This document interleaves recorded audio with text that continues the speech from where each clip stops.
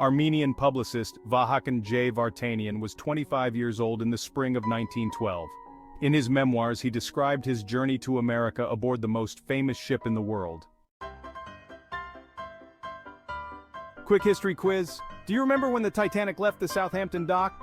April 10, 1912, that's right. Now back to the story. In 1912, Vahakan published some books with his father, a famous Armenian writer. His task was to take the books to America. Despite some health problems that initially prevented his travel, his father pulled some strings, and Vahakan got the papers he needed. Vahakan caught the legendary Orient Express from Istanbul to Le Havre, then made his way to Southampton. The nearest ship departing for the New World was the Titanic, and he was excited for the journey. Vahakan shared cabin 804 with 3 men, 2 Englishmen, and a Frenchman named Maurice. Vahakan and Maurice quickly became friends. They hung out on deck, in the saloon, bar, and library. No one could imagine what would happen just days later. On April 14th, shortly after midnight, something that sounded like a big explosion woke everyone up. The nightlights went out, and the Englishmen in Vahakan's cabin were jolted from their bunks by a strong push, getting injured in the process. Vahakan took his passport and $54 in cash. It was clear something was wrong, yet the corridor was quiet. The crew was getting the lifeboats out, prioritizing women and children. Gunshots were fired to prevent men from sneaking in. Vahakan and Maurice knew they had to save themselves by jumping into the water. The water was just below freezing. Vahakan's limbs went numb, and he lost his life vest. Just as he was about to faint, he bumped into an overcrowded lifeboat which pushed him away. Vahakan woke up alive on board the Carpathia, en route to New York. He couldn't remember how he was saved. Mrs. Astor, who had lost her husband on the Titanic, claimed Vahakan was her son to save him. She returned his passport and money and invited him to visit her. Interestingly, Vahakan never mentioned an iceberg hitting the Titanic. This omission is quite intriguing, especially considering how the iceberg theory has been the dominant narrative for over a century. Vahakan, a notable historian and researcher, always focused on a different aspect of the tragedy. His perspective brings a fresh angle to the story, one that challenges the conventional wisdom and invites us to reconsider what we thought we knew about that fateful night.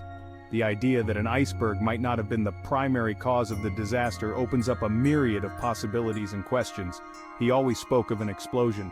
This assertion is not without its merits. Explosions on ships, especially during that era, were not unheard of.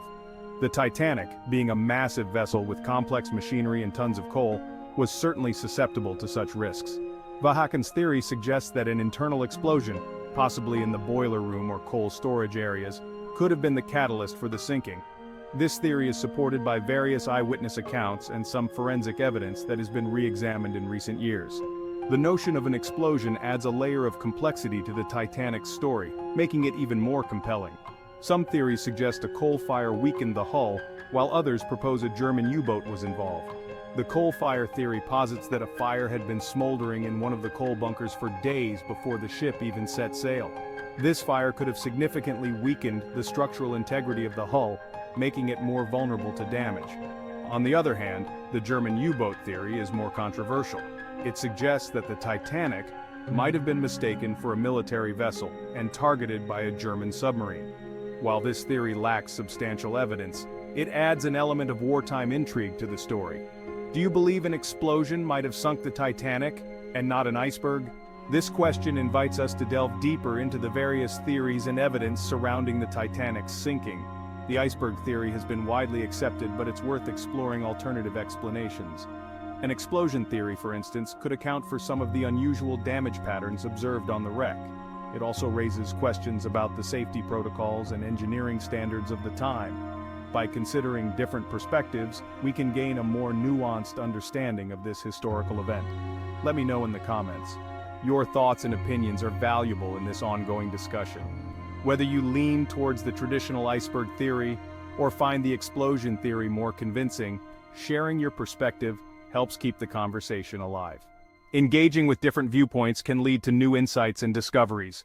So don't hesitate to voice your opinion and join the debate. The Titanic's story is far from over, and your input could contribute to a better understanding of what really happened. If you learned something new today, give this video a like and share it with a friend. Sharing knowledge is one of the best ways to keep history alive. By spreading the word, you help others learn about the Titanic and the various theories surrounding its sinking. This video is just one piece of a larger puzzle, and your support can make a difference. So if you found this information intriguing or enlightening, don't forget to like and share. Together we can keep the legacy of the Titanic alive and continue to explore its mysteries. But hey, don't go anywhere just yet. There's so much more to discover about the Titanic and other fascinating historical events. Our channel is dedicated to bringing you in-depth analyses, compelling stories, and thought-provoking content. Whether you're a history buff or just curious about the past, there's something here for everyone. So stick around and see what else we have in store.